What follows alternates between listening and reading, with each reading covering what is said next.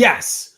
What's happening, everybody? It is Tuesday night, 10 o'clock Central Time, the time that we do Just the Tip with me, your host, Uncle Weezy, every damn week that there's a UFC card coming up on Saturday. And it just so happens we got another UFC card coming up this Saturday. UFC Nashville, going to be headlined by Corey Sandhagen going up against Rob Font. Rob Font taking the place of Umar Nurmagomedov, who had to pull out of this card. Saeed Nurmagomedov had to pull out of this card. Tagir Ulanbekov had to pull out of this card. Basically, everybody that's ever been in the same room with Khabib decided to not fight on this card. So we're left with what's left, 12 fights.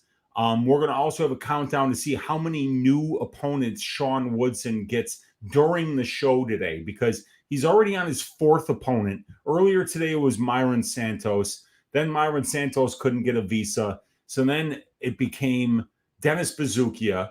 And then they're going to find out Dennis Buzukja has a criminal record and likes to jump out of bushes and beat up 18-year-old kids and steal their money. So then they're going to probably go with somebody else. So you guys let me know in the chat when you see whoever Sean Woodson's next opponent is, so that we could break down that fight maybe 5-6 times on the show today as the new opponents get announced as the show goes on. How's everybody doing out there? I'm doing pretty well, personally. The Pub Sports radio crew kind of had a little bit of a night on Saturday night, everybody. We had my man Clint from the Die Hard MMA podcast go up over 30 units on one card.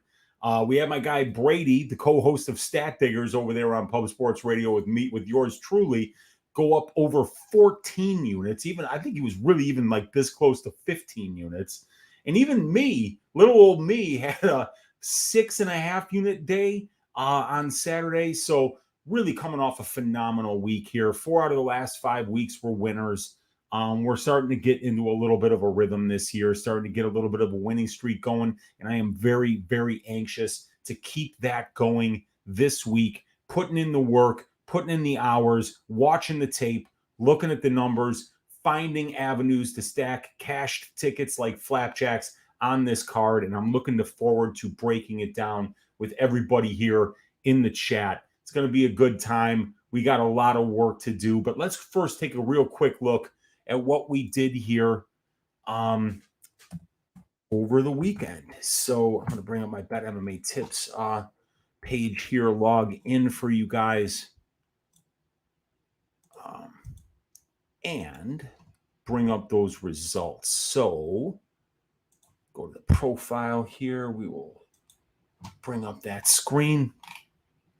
So up 6.58 units, 9 units wagered. We had a 1 unit straight bet on the Derek Lewis money line, which went a little bit off the reservation there. I actually thought Marcos Rogerio de Lima had a really good chance to win the fight, but when Lewis got to plus 195, I put 1 unit on it, cashed 1.95 units there. And then we had the under 2.5 rounds, which we caught when it opened in the Chiesa Holland fight. Talk about beating some line movement there. We got that at plus 125, closed around minus 190. 2 unit bet cashes us 2.5 units there. The max bet, Matt Semmelsberger versus Uros Medic fight doesn't go to decision. Got it minus 160, holding up another CLV trophy there as it closed at minus 260. 5 unit bet cashes for 3.13 units. Matt Semmelsberger lost, though, and I wouldn't have had it any other way because I needed to finish in that fight. So with about 3 minutes left in the third round, I didn't care who got finished as long as somebody got finished, because I would have won a lot less money on this parlay than I would have lost had that fight went the full 15 minutes, especially if Uros Medic would have actually won the decision. But yeah, 6.58 units. I am not complaining. Uncle Weezy's ass shaving of the week, CJ Vergara, didn't look great. Fought kind of a strange game plan against the guy in Vinicius Salvador who was taller and longer than him. He didn't pressure him. He didn't walk him down. He was kind of happy to win minutes at range, which he wouldn't have been able to do unless our guy Salvador was a fraud. Let's face it. He's a fraud. He's a big, fat phony. He's 0-2 in the UFC. He got cleaned up by Altamirano. He got cleaned up by CJ Vergara. and it'll probably be time to send his ass packing back to Brazil so that he can fight a bunch of 0-0 guys named Wallace Vampirino again to pad that record some more before getting another shot in the UFC. So really happy to be coming off that kind of a win here. And now I'm really just looking to keep it rolling this week. What is going on with you guys in the chat here? As we've got my guy Eli, better known as Kiwi, saying, Churl, what's up, Eli? Good to see you hanging out in here. We got my guy, Mushroom MMA, king of the best lunches. His lunch game is as good as anybody in the United States. And this is the greatest country in the world. So, I mean, you're talking about one of the best lunch practitioners. And as a guy who drowns everything that he eats in pepper, you gotta love Mushroom. The guy not only has great taste in food, but he's got great taste in spices as well, and he lays them on thick like I like to do as well. So Mushroom, thank you for hanging out in here. We got my guy Dix Insider in the room saying, "Oi, Prophet Weezy, master of Statisticus Numeralis, let's go, baby." We got Vic in the room saying, "Oi, yes, let's stack them high, Weezy in chat." We got Go in the room saying, "What's up, boys? Nice to see all the old school D-Gens already waiting." We got Eli saying, "Churl." We got Low T City Ortega in the room saying, "Oi." Yes, we got my guy TH in the room saying, "Oi, it's Wells week." Jeremiah Wells fights, always a lot of fun. We got Justin J in the room saying, "Oi, howdy, Uncle Weezy" in chat. We got Alex Ramirez, the general, in the room taking notes. We got Dix Insider saying, "Oi." Oh my God, good to see you, my man. We got Zen Monkey in the room. What's up, dude? We got my partner over there on Pub Sports Radio, DFS by the number, saying, "Oi." Yes, we got the Cuban assassin in the room. What it do, Weezy? Maybe they'll get the great Mike Jackson back in the UFC. You know, the guy that beat CM Punk, LOL. Yeah, isn't Jackson actually due to fight somebody? Did I hear that he took a fight and was going to get his ass waxed by somebody? Oh, you guys in the chat got to help me out. I thought I saw that Mike Jackson was taking a fight, and I was like, oh, this is going to be fun to see him get his face pounded in. But he's a good lawyer and a good photographer, just not so much a fighter. But yeah, man, he did beat CM Punk, though, and that was a good performance by him. He did actually beat CM Punk. We got Dixon saying, "Breaking news. Prophet Weezy, somebody just paged me to my beeper." Dude, you know Dix Insider is a fucking player if he's got a beeper. Guys who have beepers, they fuck, ladies and gentlemen. And that's why the name is Dix Insider. So saying that Buzukja is out. Oh, yeah, so Buzukja is out. So we're going to have a new opponent for Sean Woodson. We'll now be fighting Clarissa Shields, the GOAT, the female GOAT. Boxer versus boxer. At this point, literally anyone could be next. Let's see if Clarissa Shields can hang on and be in there before having to pull out of this fight in the next 15 minutes before we get another new opponent for Sean Woodson. And we got my guy DFS by the number saying Salvador is such a fraud that CJ came in with the worst game plan possible and he still lost. Great call, Uncle Weezy. Yeah, I mean, it wound up covering. I just didn't think that CJ could actually win the fight like he wanted.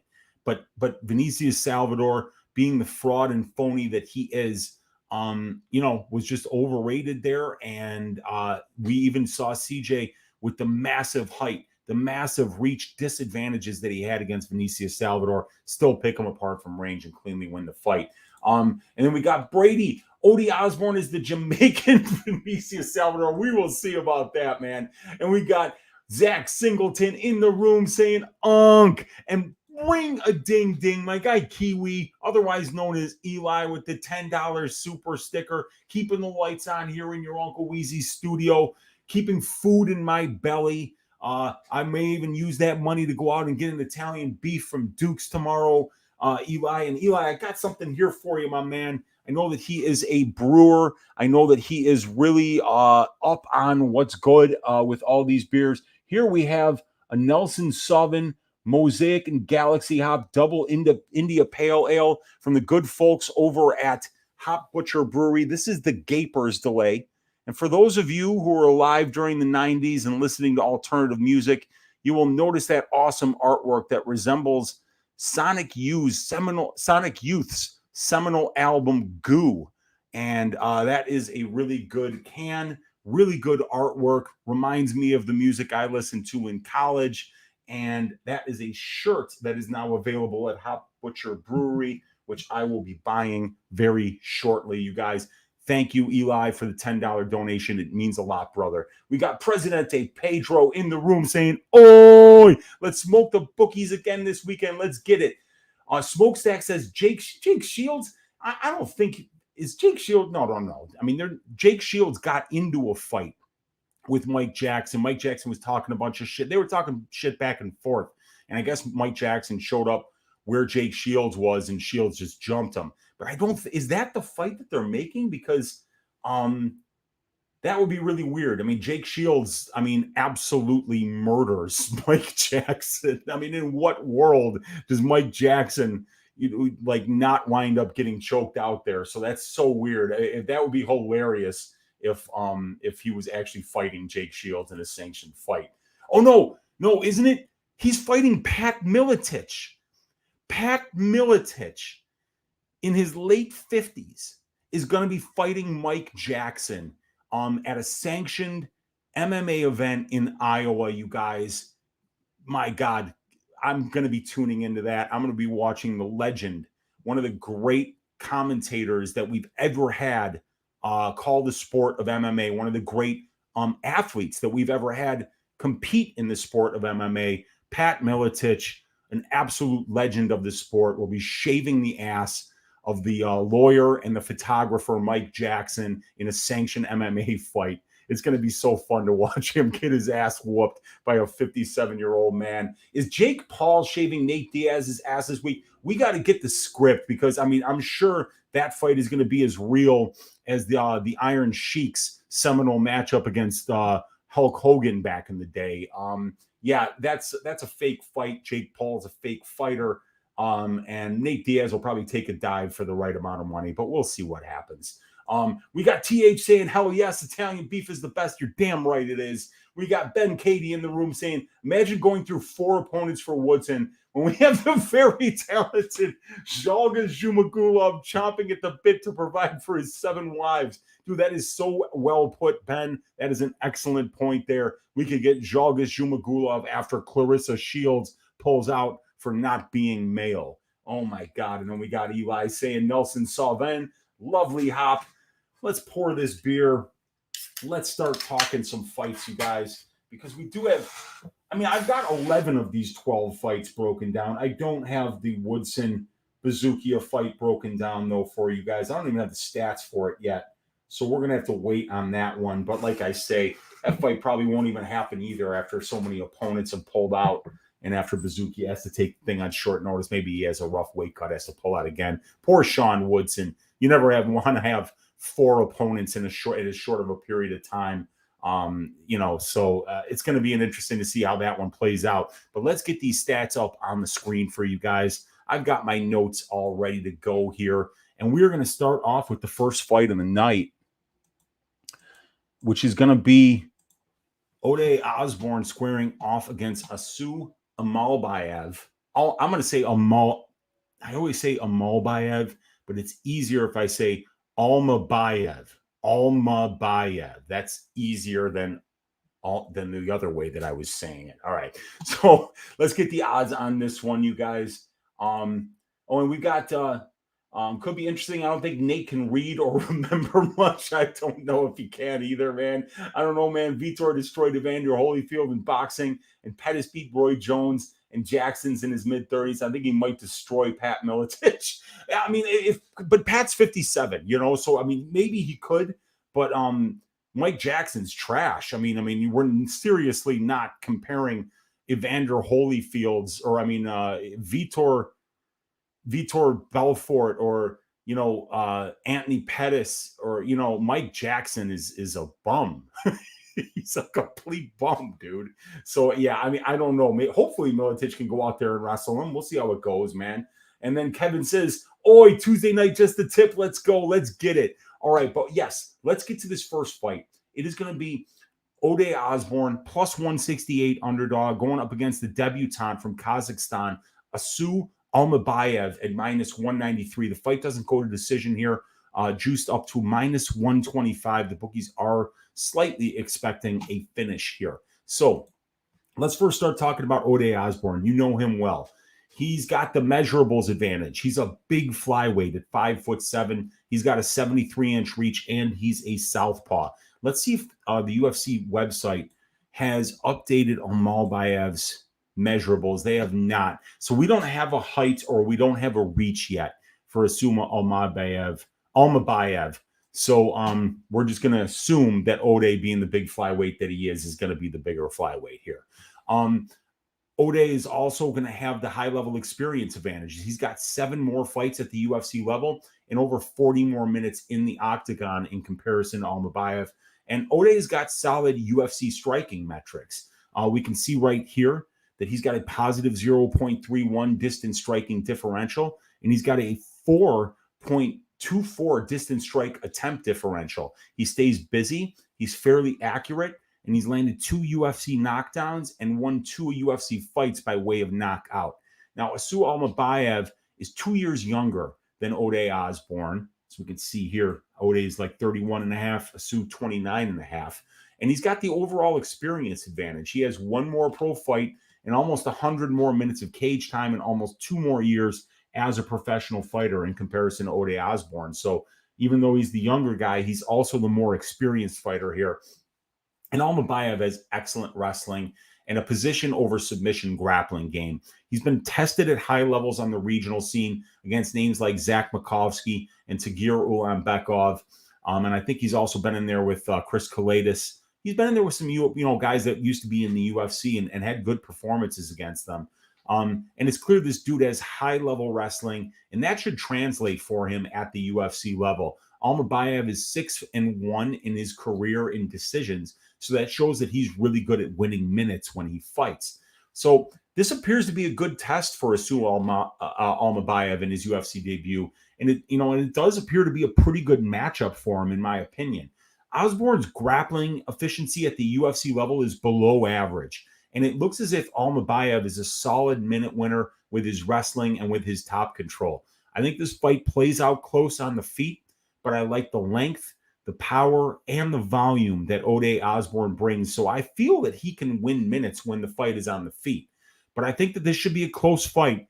But I'm going to lean in the direction of Almabaev here, as his minute-winning ability with his grappling is hard to ignore, as Ode has that below-average grappling efficiency. And the biggest red flag, in my opinion, is that when we look at Ode Osbourne, he's got 7 UFC fights, but he's only faced 7 takedowns. We see the 7 takedown attempts that he's seen here, but only in 7 fights. So even though he gives up less than 1 takedown per fight, he's getting controlled for 14.37% of his UFC cage time. And in particular, it's the Brian Kelleher fight. Kelleher gets him down immediately, gets on top, easily holds him down, easily lands ground and pound. And as Osbourne's trying to get back up, he kind of gives his neck up, and we all know how good of a guillotine that Brian Kelleher has, and Assu Almabaev is another guy that we've seen, win just a ton of minutes with the wrestling. So you see that gigantic hole in Ode Osbourne's game in the Kelleher fight, and Almabaev brings the exact type of skill set that could take advantage of that hole. So I've got to go with Almabaev here. I'm going to pick him to win this fight by decision, but I really wouldn't be surprised to see him get a submission in this spot. But like I say, the pick is going to be Assu Almabaev by decision in this fight. I don't want to get too confident because he is fighting somebody that's got a lot more UFC level experience, but I also think Almabaev's skill set is a really bad matchup for Ode Osbourne. But like I say, don't want to get too confident because Osbourne a little more UFC level experience. He's knows what it's like to be in that cage in front of a crowd, while Almabaev making his UFC debut could be some nerves there. Way away from home here too as well. From Kazakhstan all the way to Nashville, a little bit of a trip for him here. So we'll see how this one goes. But I'm fairly confident that Almabaev's skill set is going to be too much for Ode Osbourne in this spot. And let's see, we've got Giga Chat of NPCs in the room saying, I hate that punk Jackson, but if he's a big dog, I think you might as well make money on him. Yeah, we'll see. I mean, like, we'll see what Pat Miletich has left, man, at 57 years of age. But Jackson's not a grappler at all. So, I mean, if Miletich wants to take him down, maybe he could do that. But I'm gonna have to tune into that shit. I'm gonna have to watch that shit. I don't know why I feel bad doing it, but I'm with you, man. That's gonna be an interesting fight. All right, you guys. Almabaev by decision for the first fight. The second fight that we're going to talk about, we don't have any stats for. It's Sean Woodson versus Dennis Buzukja. Let's give you the Sean Woodson versus Myron Santos stats, because the right side of the spreadsheet is going to be the same because Buzukja has no UFC stats here. Sean Woodson is going to be probably taller and longer than Buzukja here. As a matter of fact, I know we got Buzukja because he did have a BUZ. We'll just put that in there. I know that he had a UFC fight so he's got a DWCS fight with Romero and one with Bagdasarian. He's 1-0, 70-inch reach, and he's 5'9". So, yeah, I mean, this is a big 6-inch reach advantage here for Woodson, a 5-inch height advantage. And Sean Woodson's difficult to deal with at range. He throws a lot of volume. He stays behind a nice, crispy jab. He uses his length very well. He's got nice kicks that come up the middle that can catch you trying to close the distance. And, I just don't know much about Buzukja. I mean, I should be talking about Clarissa Shields because we're hearing that this is Clarissa Shields' fight now. But either way, not much to know here in this fight. Still need to look into Buzukja. Just got announced a couple hours ago. So we'll have to see how this one goes. But for the meantime, I mean, this is not a fight I'm going to be gambling on. I mean, Woodson's had 4 different opponents since this fight was announced. Buzukja is taking the fight on short notice. This is a big opportunity for him. Looked good on the Contender Series the last time around. Had a really rough opponent in Bagdasarian in his first UFC Dana White Contender Series fight. So we'll see what he's got for us. But I'm just going to move on to the next fight here. I can't really pick it on Tapology because they still have Myron Santos here as the opponent. So we will move on to the next fight, which is going to be Cody Durden at plus 170 going up against Jake Hadley at minus 200. Fight doesn't go to decision. Minus 135 for this fight. The stats are right here. And let's first start talking about Cody Durden and the advantages that he has in this fight after I get a sip of this delicious beverage. All right.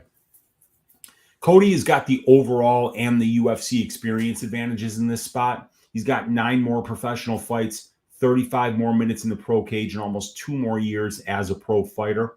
Cody also has the UFC experience advantage with 4 more fights and over 40 more minutes of octagon time. Durden's wrestling metrics are phenomenal at the UFC level. He's 25 of 52 on his takedown attempts. That's a 48% accuracy. He's averaging 5.73 takedowns per 15 minutes on 11.93 attempts per 15 minutes. He gets over 54% control time for, and he allows less than 5% control time, winning over 92% of the control time positions that he's been in. In addition to that, we've seen Hadley show subpar takedown defense here at 40% and allow almost 47% control time to his opponents. So it looks like the path to victory is there for Cody if he uses his wrestling and avoids the sweeps and submission attempts of Jake Hadley. And Cody has got the better overall UFC strength to schedule metrics compared to Hadley here, as we see Hadley 4-7 are the combined records of his 3 opponents, while for Durden and his 7 opponents, their combined records in the UFC 16-14. So slightly more experienced opponents and better win-loss ratio opponents, but their wins are pretty crummy, both of them. Aori Quilang, JP Bays, Carlos Mota, Charles Johnson, not great wins. And then Malcolm Gordon and Carlos Candelario are not great wins for Hadley. So, both of these guys are kind of looking for a signature win at this point, although the best win out of all those wins would have to be the Charles Johnson win for sure. So the strength of schedule, it favors Durden. The wrestling favors Durden, and the experience favors Durden. Now, Jake Hadley is 5 years younger, and he's going to have a 3-inch reach advantage in this spot.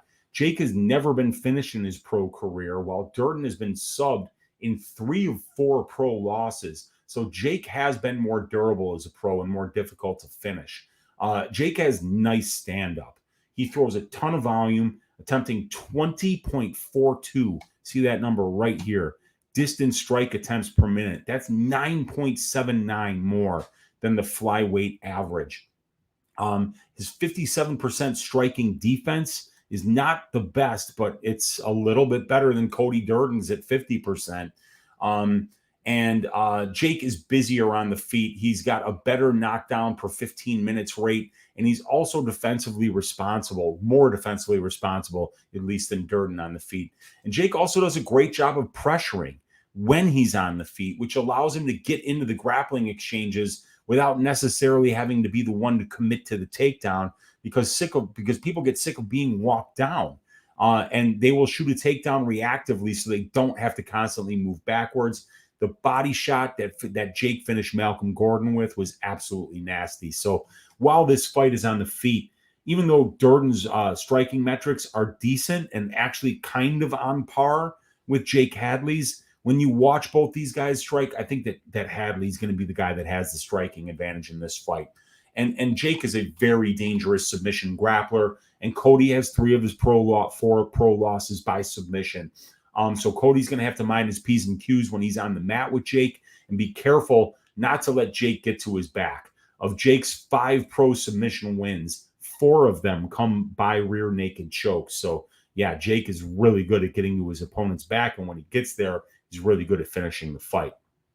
This is a high-level fight. It's very low down on the card, but it's a very high-level fight. The main question that needs to be answered in this fight is when, not if, Durden takes Jake down. Will he be able to stay safe on top, win minutes, avoid the submission attempts of Hadley? If yes, this should be a pretty easy fight for him, actually. If not, then Hadley probably wins the minutes and moments on the feet and eventually taps out Cody, who's been submitted 3 times in 4 pro losses. I think Hadley's striking is a notch better than Cody's, but it's close. And Cody has a massive wrestling advantage here, and the submission grappling edges Hadley. Right now, I think I'm going to edge this to the Hadley side ever so slightly, but I wouldn't be laying minus 170 on this against a quality, well-rounded opponent like Durden. The value is on Cody Durden's money line at plus 145, but I'll pick Jake Hadley to win a decision here. Short notice for Durden could be a factor because I kind of feel like his path to victory is to relentlessly wrestle for 15 minutes and avoid all those submission attempts from Hadley, avoid the sweeps, avoid, letting Hadley get to his back, and avoid a big shot on the feet from Hadley. I think Cody's going to have to fight a pretty perfect fight in order to win this one. And while it's not out of the realm of possibility for that he does that because he's so talented with his wrestling, I think the short notice, him being older at a 3-inch reach disadvantage might be just a little bit too much. So I'm going to lean to Hadley here, and I will say Hadley wins a decision. All right. White Kong, Jake Hadley by decision. But if I were to make a bet on this fight, I think the Cody Durden money line is a much better value at plus 170 now. Wow, it was plus 145 when I wrote this up earlier. Is it still at plus 170? So wait, it went to 140, 145, 140. Wow, a ton of money just came in on Jake Hadley here. People are very confident on him. And now plus 170 is very difficult to ignore for Cody Durden because, like I say, there is a path there, but he's going to have to be pretty perfect in order to win this fight. All right. So we've got Hadley by decision there. Let's see what you guys are saying in the chat here. We got Chaz Bono's Manly Beard in the room saying 6 winning weeks in a row. My violent ass bleeding has almost healed over. Let's go. We got Chaz Bono saying nothing wrong with 2 guys banging, but guys fighting the UFC on a Saturday night.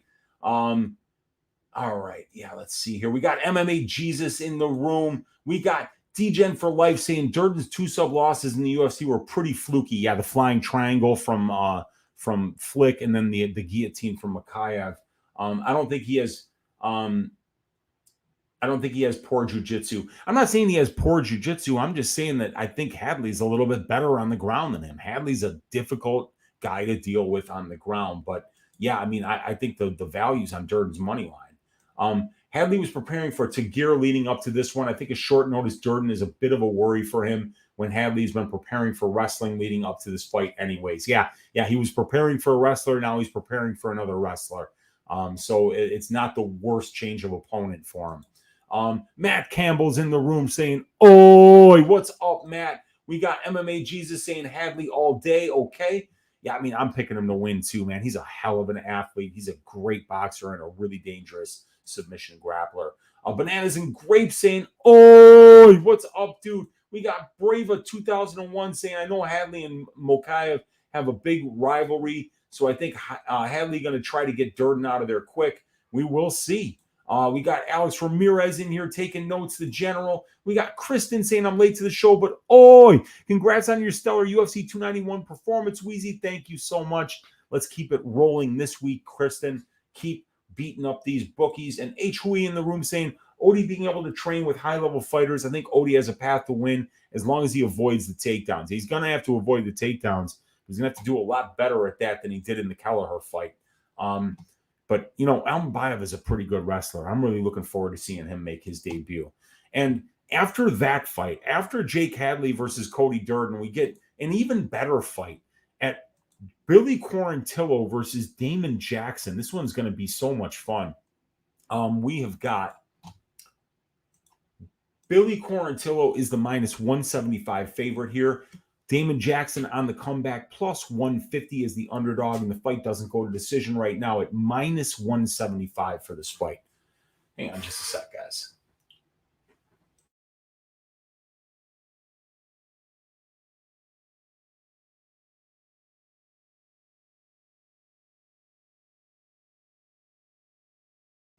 Apologize for that. Let's get back to work. Start talking about Quarantillo Jackson. Hell of a fight. Let's first start talking about Billy Quarantillo here. Billy is the more durable guy in comparison to Damon Jackson. He's known for weathering the storm, tiring you out with his pressure and pace, and breaking you in the second half of the fight. He's the more durable guy as Jackson has been finished in all 5 of his pro losses, 4 times by knockout, 1 time by submission. And the best part of Billy's MMA skill set is his volume and his pace. It's a nightmare to be in the cage with this kid. He refuses to fuck off. He's solid everywhere, and he attempts 23.69 distance strike attempts per minute, and he lands 11.18, which is 6.42 more than the divisional average. Everywhere the fight goes, Billy is constantly working, constantly throwing, and working to tire you out and break you. Damon Jackson, though, is going to be 1 inch taller, and he's going to have a 1 inch reach advantage, and he's a switch stance fighter facing an orthodox fighter here. And Damon is the better wrestler and grappler. Damon has 15 pro wins by way of submission. That's 68% of his pro wins. In the UFC, he has great grappling metrics. He's got 2.35 takedowns per 15 minutes on 6.04 attempts, and he outcontrols his opponents 44% to 18.6%, and he's winning over 70% of the control time positions that he's been in. And Billy Quarantillo's got subpar 59% takedown defense, and he allows about 26% control time to his opponents. So the avenue for Damon to fight a grapple-heavy game plan and win minutes by making Billy wrestle and defend takedowns should be there for him. That way, Damon would be able to work the clock and not have to deal with the pace and pressure Billy brings on the feet. And Damon's overall strength to schedule metrics are similar to Billy's, but my metric likes Damon Jackson's wins over Mirsad Bektic, Charles Rosa, Ken Wellakirk, and Dan Argueta and Pat Sabatini better than Billy Q's wins over Jacob Kilburn, Spike Carlisle, Kyle Nelson, Benitez, and Alexander Hernandez. So this is going to be a really fun fight.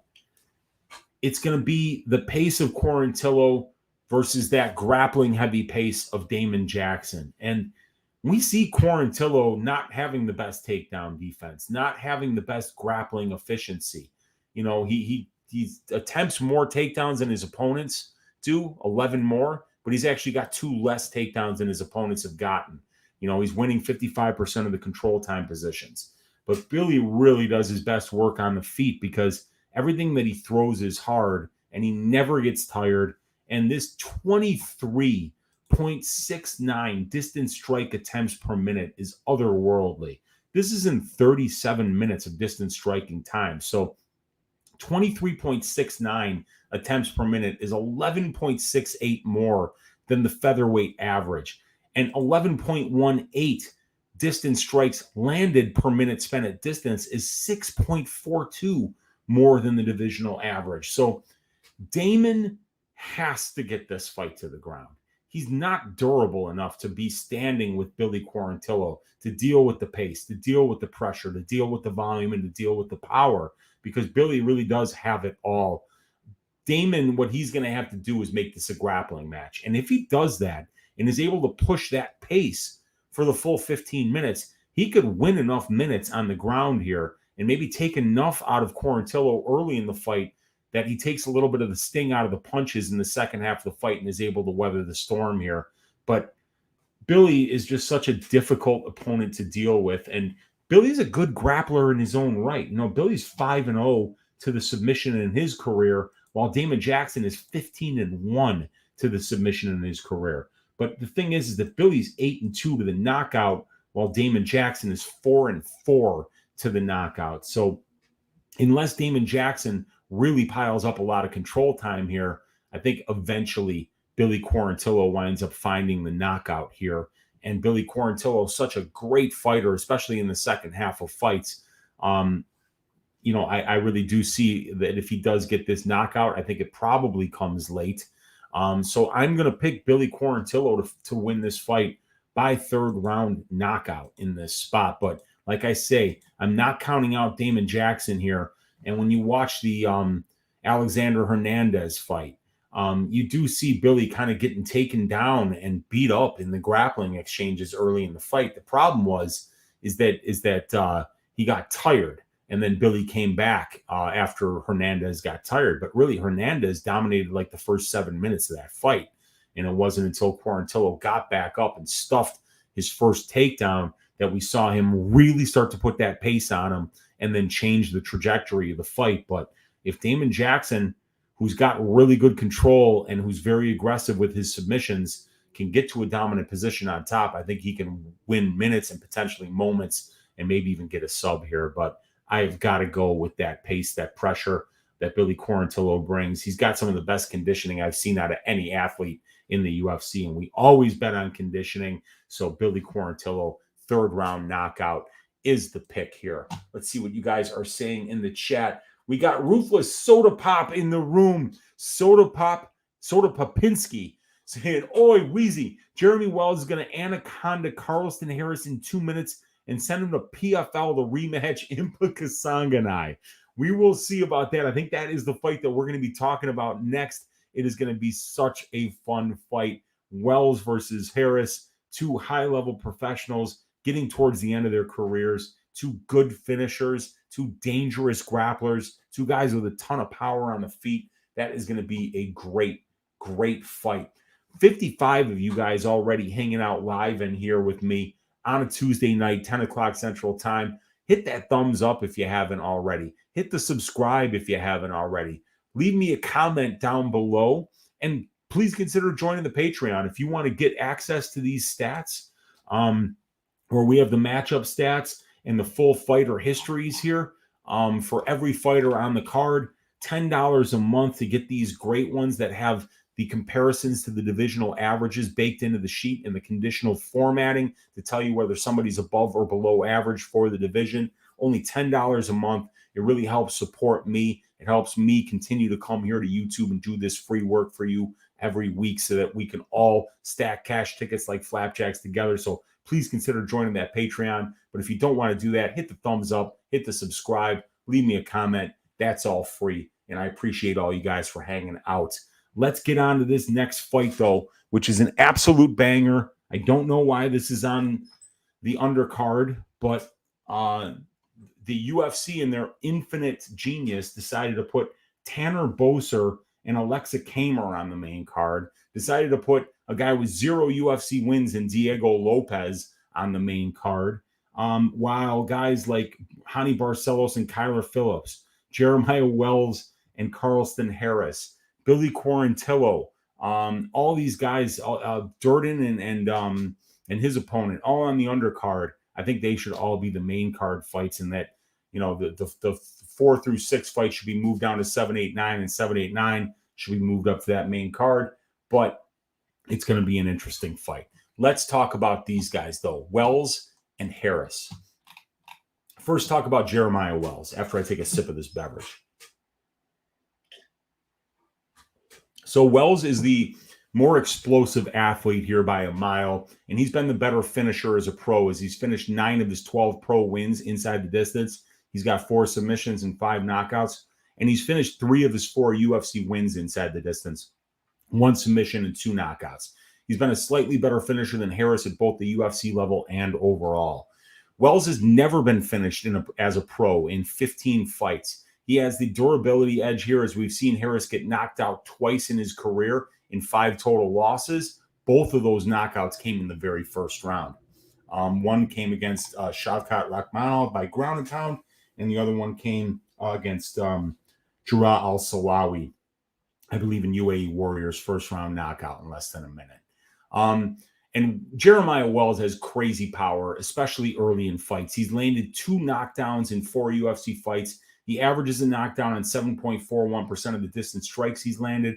And both of those UFC knockdowns resulted in knockout wins versus Warley Alves and Court McGee, 2 quality opponents.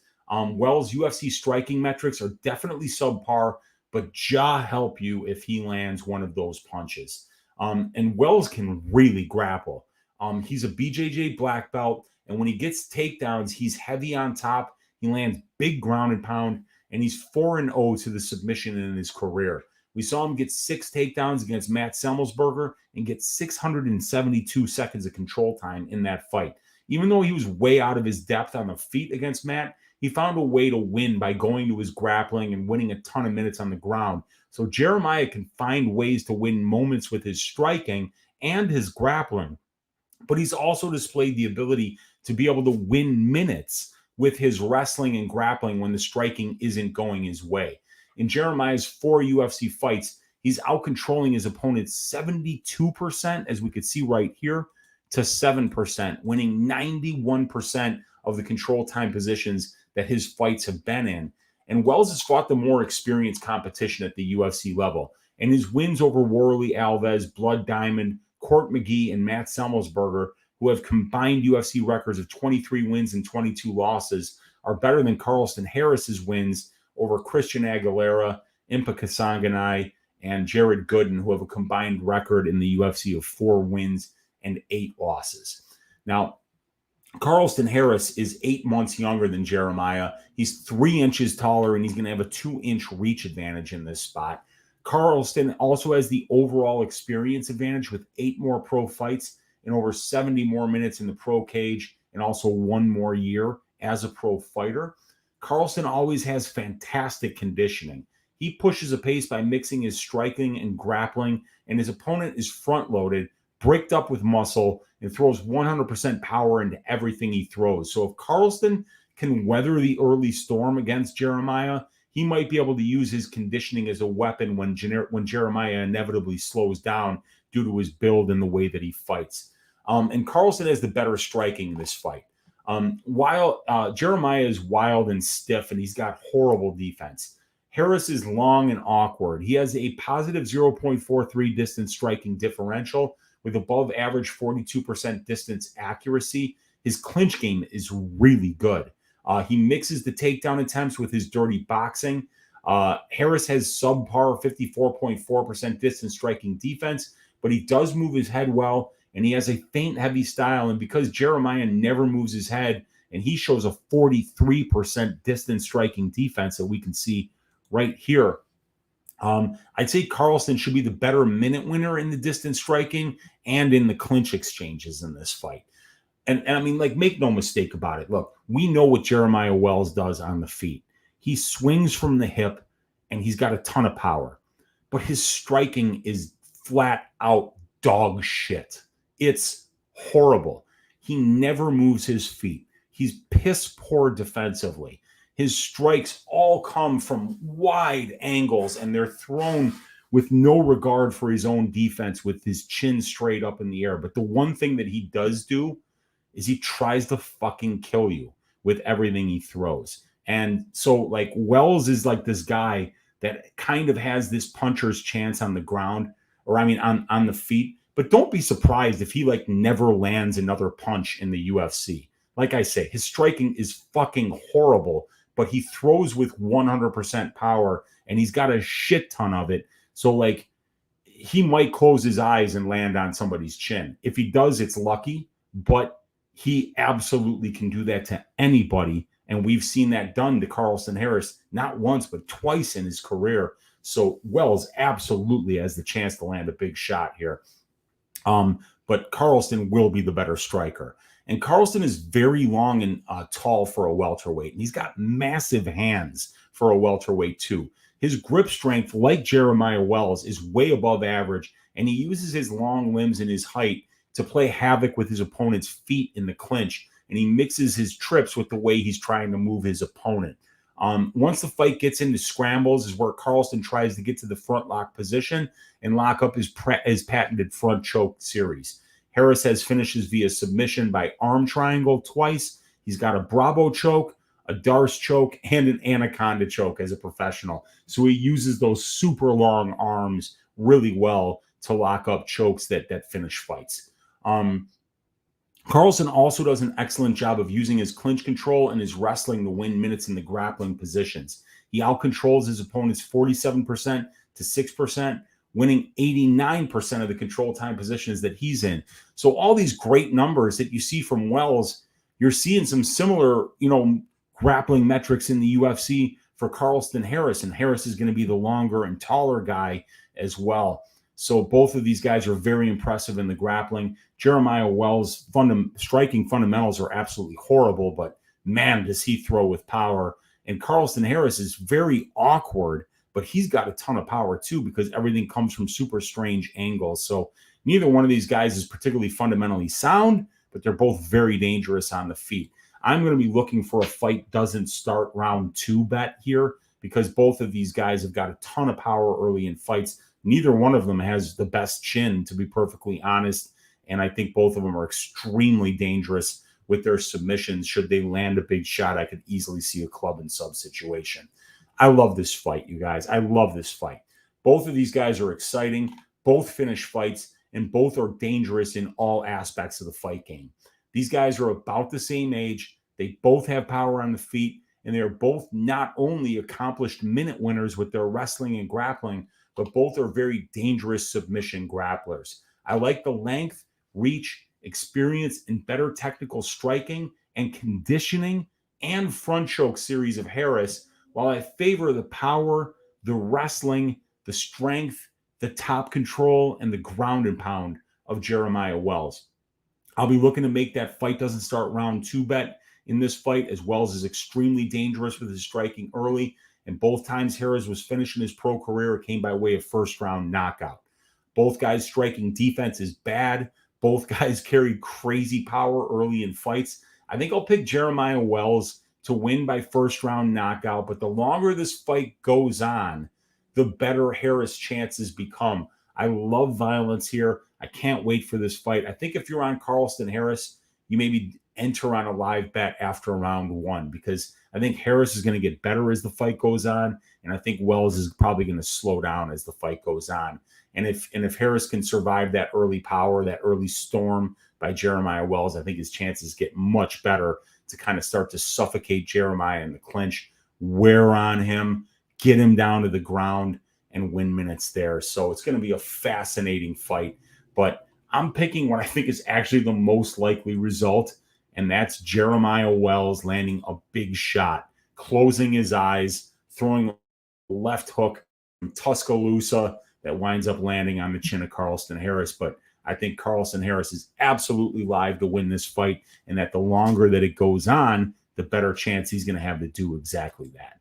But let's go with Jeremiah Wells by first round knockout in this spot. Let's see what you guys are saying in the chat.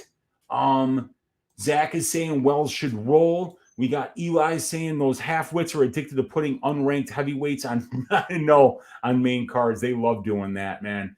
Zach saying don't overlook Wells' toughness. Yeah, dude, he is pretty tough, but he gets touched a lot, man. He gets touched entirely too much for my liking. So, I think both of these guys are fairly tough, but I just think that Wells is a little more durable at this point in his career than Carlston Harris, and Wells has never been finished. D-Gen saying, I take this one today. Great matchup. Wells is such a tank. I think he takes Harris down and controls him en route to a decision. Plus 300, that's definitely a possibility too. But, God, Carlston is good on the ground. He's such a good grappler. And if you get sloppy trying to take him down, you might wind up getting immediately reversed. I've seen Carlston be able to pull that off before. He's got great balance and great length. These guys are well matched. This is a great fight. This is great matchmaking. Bananas and Grapes saying Carlston Harris had good takedown defense versus Shavkat up until the kick. Yeah, and that kick didn't even really land. It kind of just knocked him off balance. And then when you get put on your back, Shavkat Rakhmonov's ground and pound might be the best in any division across the entire UFC. Shavkat's ground and pound is absolutely ridiculous. So as soon as he wound up underneath Shavkat, he was fucked. And Jeremiah Wells got good ground and pound and excellent top control too. We got D-Gen saying true. We got Greenbat saying, what's up, Weezy? Best house track of all time. My favorite from back in the day would have been the David Morales remix of Return of the Space Cowboy by Jamiroquai. It's one of my favorite house tracks of all time, an absolute classic. And that would be the one that I would say. This is the Return of the Space Cowboy, interplanetary good vibe zone at the speed of Chiba. You and I go deeper. Maybe I'll have to get high to get by. Let's go. All right, Daz File saying banger of a fight. We got Sure Daz says Eli. Daz File saying what's up to Kiwi. Let's keep moving, you guys. We've got Hani Barcelos going up against the Matrix, Kyler Phillips. And I never even put the lines up for that one. Jeremiah Wells minus 126, Carlston Harris plus 106. Fight doesn't go to decision, minus 215 for that fight. And for the next fight that we're going to be talking about, Kyler Phillips, the Matrix, minus 213 favorite, coming off a USADA suspension and a long layoff, is going to be going up against the recently active Hani Barcelos, who's a plus 183 underdog. Fight doesn't go to decision for this fight, plus 115. All right. Let's get the stats up here for these two gentlemen and talk about this banger of a fight. Kyler Phillips' advantages we will talk about first. Kyler's going to have nice measurables advantages in this fight. He's 8 years younger than Hani. He's 1 inch taller, and he's going to have a 5-inch reach advantage. Kyler has the better UFC striking metrics. He's got a positive 0.84 distance strike differential. He's got 42.5% accuracy, 62% defense. He's fast. He's explosive. He's flashy. His kicks are dangerous. They come from both legs, but it's mostly that right leg, and you got to watch that right leg because he spins both ways with it. He throws blast shots to the head with it. Good low leg kicks. He's really good at throwing them to all targets on the body. And he throws wild spinning techniques. And if they land, you're going to be in trouble. Standing in front of this guy at distance is not a good idea to how creative, explosive, and fast he is with his kicks. And Kyler does a solid job of mixing in the wrestling in order to win minutes as well.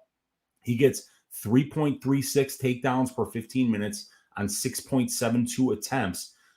And the control time, he gets 0.72 submissions attempts per 15 minutes, 0.24 reverses per 15 minutes, and Kyler's winning 67% of the control time positions he has been in, and he outcontrols his opponents 24.73% to 12.26%.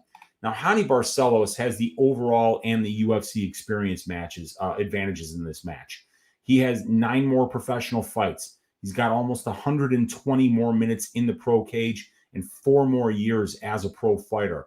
Hani also has 4 more UFC fights and 58 more minutes in the octagon in comparison to Kyler. And Hani's just such a well-rounded mixed martial artist. Wherever the fight goes, he's capable and dangerous. On the feet, he lands 5.79 distance strikes per minute. He's got 5 knockdowns in 9 UFC fights. He's landing a knockdown on 1.09% of the distance strikes that he lands. And he's got an above average 62.25% distance striking defense. In control time positions, he's got a positive 3.92 strike differential, and he's winning 85% of the control time positions that he's been in. He's a high-level Brazilian Jiu-Jitsu black belt, a very high-level wrestler, and he has top-notch efficiency when it comes to how accurate he is at getting his takedowns, 41.38%, and how hard it is to take Hani down, as he's got 93.75% takedown defense on 16 attempts against. Hani's grappling chops are top-notch, but he doesn't use it enough, in my opinion. You could see just a little over 25% of his fights take place in control time positions. He's at distance striking range over 70% of the time is Hani. And then Hani also has the slightly better strength to schedule metrics overall in the UFC, but not by much. And both Kyler and Hani's wins are just okay in the UFC. 1 ratio for Kyler Phillips, 0.84 for Hani Barcelos. So these guys, I mean, even though Kyler's got a win over Song Yadong, Hani Barcelos has got a win over Said Nurmagomedov. Outside of those wins, the Gabriel Silva, Cameron Else, and Marcelo Rojo for Phillips. And then for Barcelos, it's guys like Khalid Taha, Trevin Jones. He beat Timur Valiev. I don't know how he lost that decision. That was trash. He 10-8'd him in the second, almost finished him in the first and the third were 50-50. But, he's got wins over Carlos Huachin. He's got one over El Guapo from Factory X. So, I mean, he's got slightly better wins than Phillips, but the Song Yadong win for Kyler Phillips is awesome, and that Said Nurmagomedov win for Barcelos is awesome. This is going to be a high-level, fun fight. If you're on the Kyler side, you got to love the fact that he's 8 years younger than Hani, that he's taller, that he's got a 5-inch reach advantage. You got to love the speed and explosiveness that he brings and know at any time he can catch Hani with something spectacular that could end the fight. And Kyler's ground game is solid too. If you're on the Hani Barcelos side, you love his experience, his well-roundedness, that excellent ability to be able to win minutes with his grappling by getting to his opponent's backs. Kyler is on a 1.5-year layoff due to a USADA suspension, so that needs to be taken into account, as does the fact that Barcelos is a 36-year-old bantamweight who was brutally knocked out less than 7 months ago. I see a lot of similarities between this fight for Barcelos and the Said Nurmagomedov fight. Both guys are stud athletes with dynamic kicking games who love spinning attacks and who are both solid grapplers who win more minutes with their striking games, though. If Hani can time those spins and initiate grappling exchanges in every round and try to find ways to Kyler's back, I think he can win this fight. But as I mentioned earlier, I wish I could count on Hani to do that more often. He just doesn't do it often enough for my liking. For now, though, I have to go with the youth, the explosive athleticism, and the power of Kyler Phillips. And if you're on the Hani side, in my opinion, the best way to play that would be to go look for a live entry after the first round.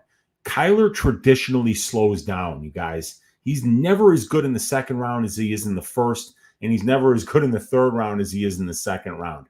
Kyler is very explosive. He throws a ton of power into his strikes. He uses a lot of extra energy to pick the particular techniques that he likes to throw.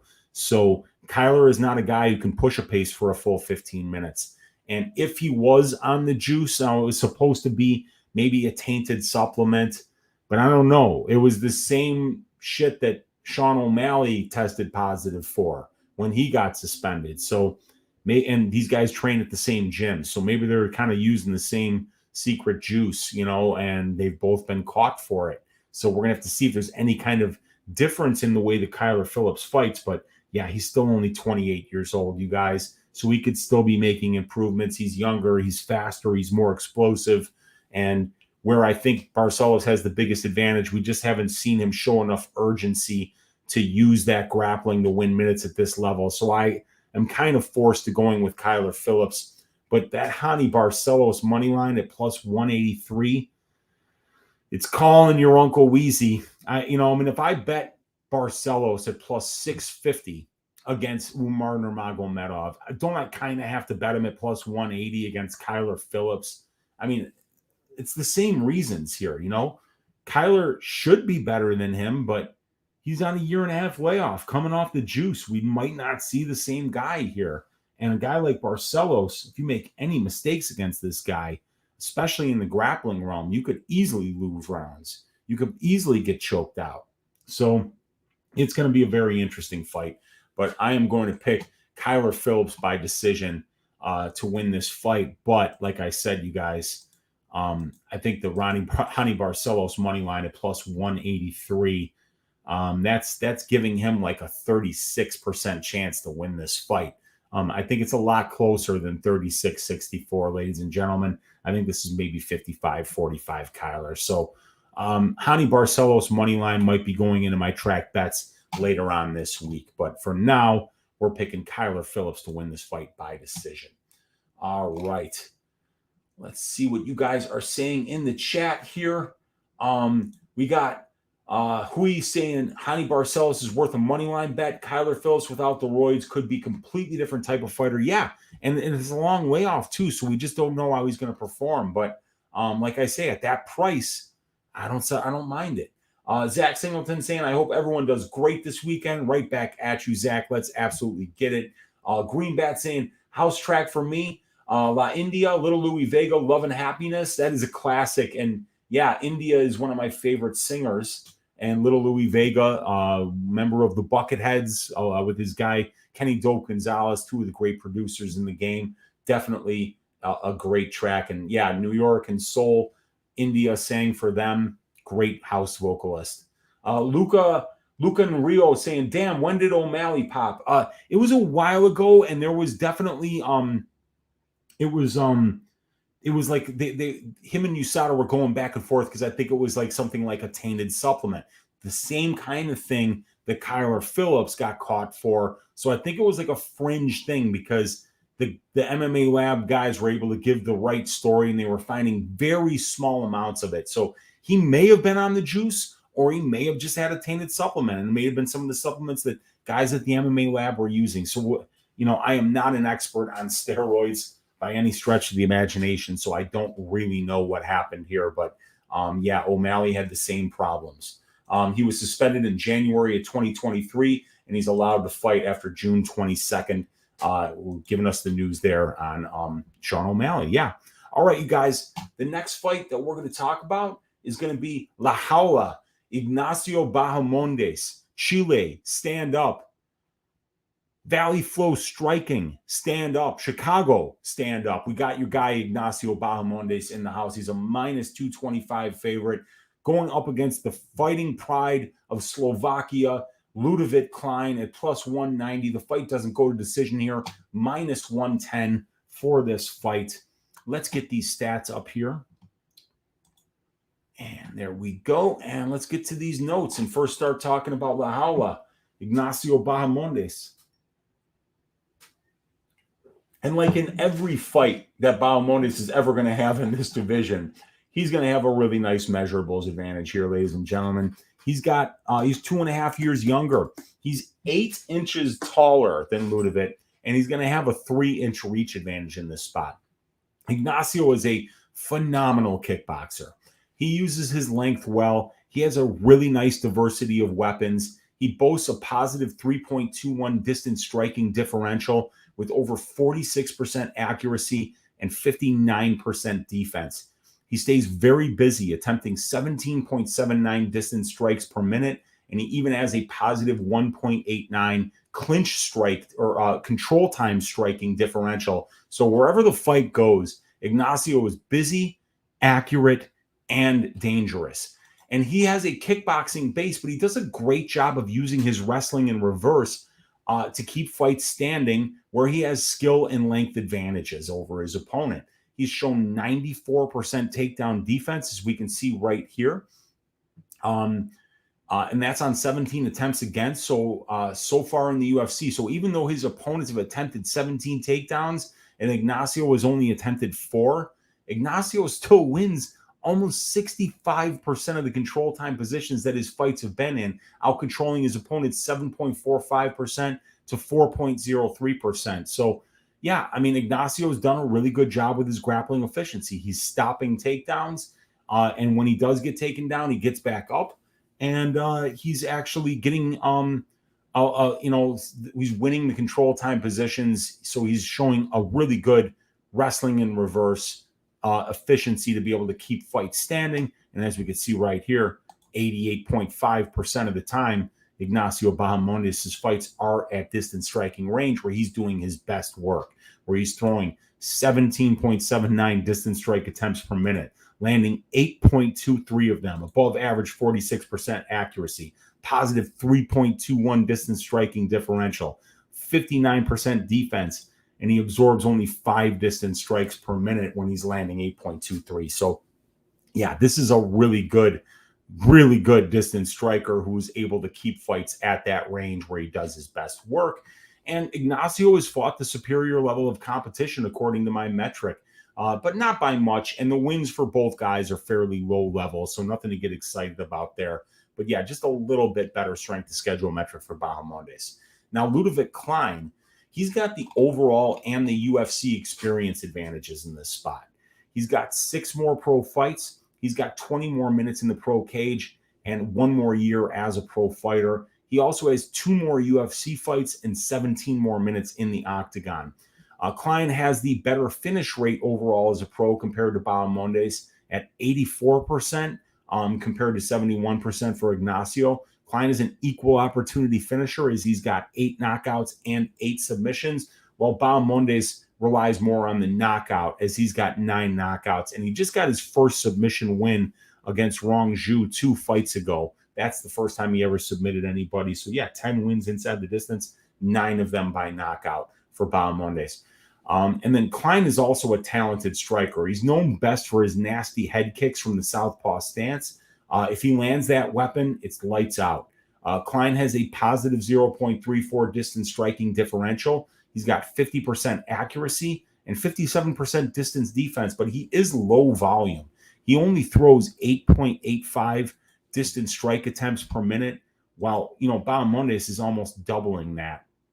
So this is definitely somebody that's throwing a lot more volume. He's going to have that 3-inch reach advantage, that 8-inch height advantage. So Ludovic Klein is really going to have to pressure here, and he's going to have to do it relentlessly, because if he doesn't, Ignacio does such a good job of maintaining distance, using his length, using his kicks so that he can hit you when you can't hit him.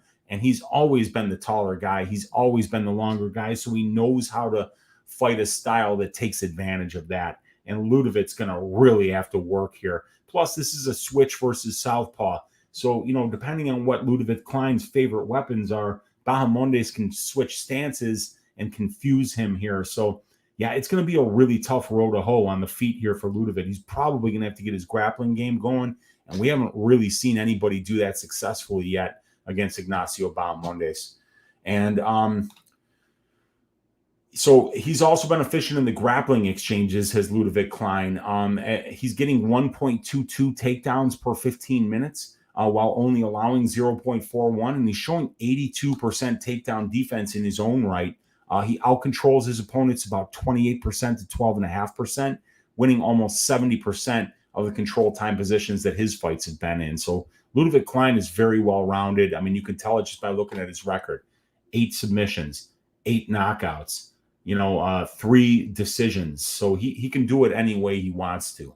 I think this fight comes down to what Ludovic's game plan is. I think Klein needs to pressure, walk forward the entire fight, clinch up, wear on Ignacio, and make this fight filthy. If he stands at range with Ignacio and tries to kickbox with him, he's going to get his ass shaved, plain and simple. Bahamondes is too good, too technical, and too busy at range for Ludovic to win minutes or moments there. Ignacio has done such a great job of keeping fights standing. This is a big cage, so we'll have more room to move. So I definitely favor Ignacio Bahamondes to win this fight. Ludovic needs clinch and ground control here, and he needs to find ways to close distance at range in order to get inside of Bahamondes' jab and his kicks. I love the measurables. I love the striking advantages that Ignacio has here, and I haven't seen Klein fight in a way that would make Ignacio really uncomfortable or make him fight a fight that he's uncomfortable with. So I got to pick Ignacio Bahamondes here, and I'm going to pick him to get another third-round finish, and I'm going to go with a third-round knockout here over Ludovic Klein. Chicago, Valley Flow striking. My guy, Ignacio Bahamondes. This guy is only getting better. He's still very young, like Klein is. Two great prospects, but I think Ignacio will be the one taking the next step on Saturday here. Let's see what you guys are saying in the chat. We've got, am I the only one losing money on Camur and Tucker after their long breaks? I mean, it's always risky to bet on somebody after a long layoff, but in my opinion, you want the 27-year-old on the long layoff more than you want the 37-year-old on the long layoff. So I think maybe Camur has a better chance to win this fight than Gavin Tucker does, but I think they're both also kind of similar lines here. But yeah, Camur coming off of a bad injury, nerve damage, hand, couldn't make a fist, I think. And he had a really long scar on the elbow that you can see on his Twitter. So, who knows where Camur is. And Gavin Tucker, he hasn't fought in 2.5 years, coming off a knockout, 37 years old, and I think his best weapon is pace. So if he's unable to push that pace, I think he's going to be in trouble against Lopes. So, yeah, I'm not going to be touching either of those guys. As a matter of fact, I'm not going to have money on either of those fights without question. No money on Boser Camur, no money on Tucker versus Lopes. And then Baz and Grape saying, give me Baja by KO decision. There we go. We got Ruthless Soda Pop saying, Weezy, I'm a little worried about Diego Lopes. All this hype for what? Going to a close decision with a fraud like Movzar? He was getting pieced up by Movzar in round 2. Wouldn't be surprised if Tucker wins. Yeah, I mean, we don't want to overrate guys in a loss. And, actually, yeah, Lopes had a good first round. He really got Evloev in a couple of bad spots, but Mike Grundy got Evloev in a bad spot. A lot of people get Evloev in bad spots on the ground, but Lopes can be taken down. He can be controlled, but he is huge, and he's a lot younger than this guy, and we've just seen a lot more of Diego Lopes. He's probably fought 4 or 5 times since the last time that Gavin Tucker fought, and he's probably fought 8 or 10 times since the last time Gavin Tucker got a win. So, yeah, it's I hate to ruin the surprise, but I mean, I'm not betting those fights. I don't know where Aleksa Camur is. He could be way, way better. Aleksa Camur could at his age, coming off the layoff that he had. But who knows if he was able to train at all with that nerve damage and that injury that he had. So, yeah, I'm not touching those. We got H saying Diego is good, but on the feet he'll be taking so much damage. Yeah, I think he will. I think you're right about that. And Camur was in elbow cartilage cleanup. He couldn't throw a jab without pain. Yeah, we saw it on the Twitter. Bad scar. He's been out for 2 years now, I believe. 2 years for Aleksa Camur. So yeah, man, we're gonna have to see what he looks like. But I mean, I could see him potentially have made good improvements here, and if he's been working on his wrestling, he could add something to the game. We got my guy Eli is laughing. Let's go. All right, let's move on to this next fight. It is going to be Tanner Boser minus 149 going up against Aleksa Camur plus 129. Fight doesn't go to decision here at minus 110. All right, let's get through this one. Tanner Boser's advantages. He's going to be the slightly bigger dude as the former heavyweight here. He's 1 inch taller, and he's going to have a 1 inch reach advantage over Aleksa. Tanner's got the overall and UFC experience advantages. He's got 23 more fights, 260 more minutes in the pro cage, and 5 more years as a pro fighter. He also has 6 more fights at the UFC level and 50 more minutes in the octagon.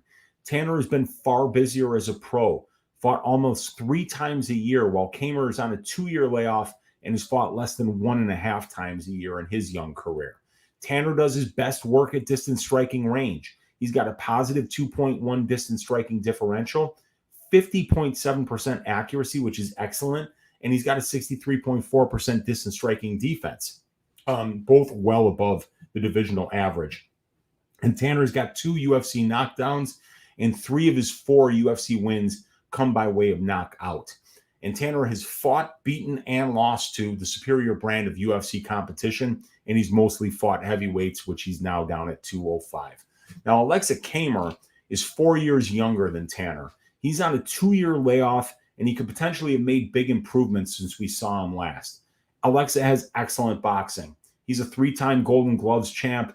He's got a positive 1.86 distance striking differential. He's got 54% accuracy, which is better than Boser's 50% accuracy. And he's got an impregnable 66.46% distance striking defense, which is better than Boser's 63% striking defense. He lands more than Boser.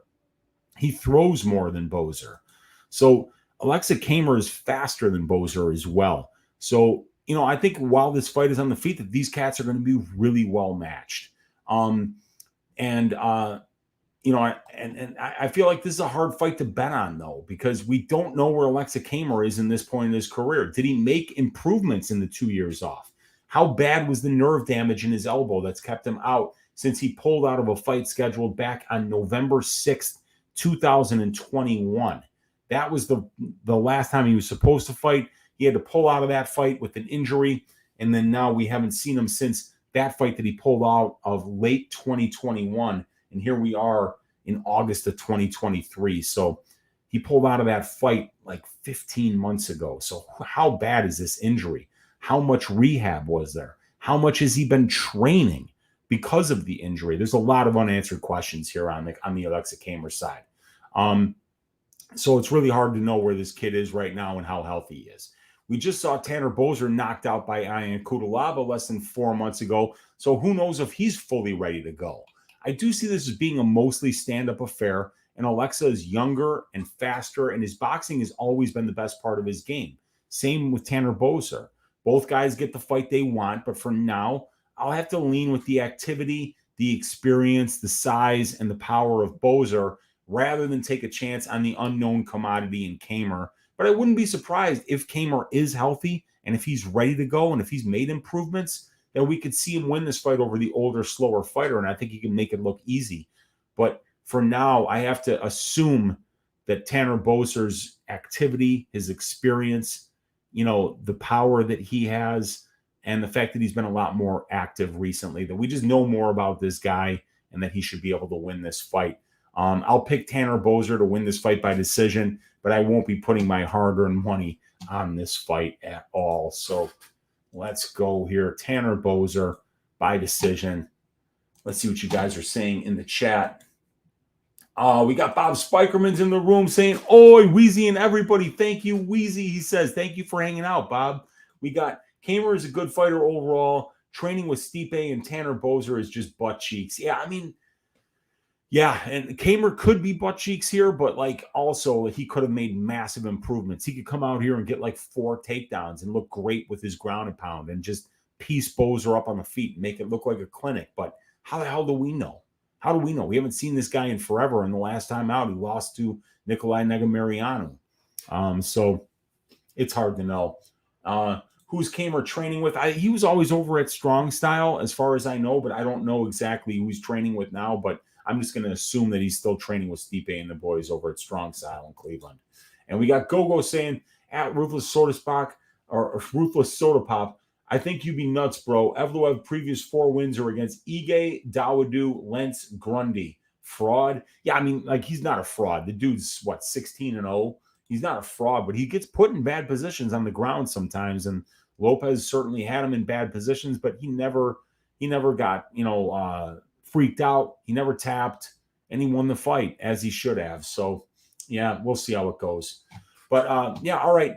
That's that fight. Let's talk about the next one, which is going to be Diego Lopes at minus 178 going up against Governor Gavin Tucker at plus 153. The fight doesn't go to decision at minus 140 for this fight.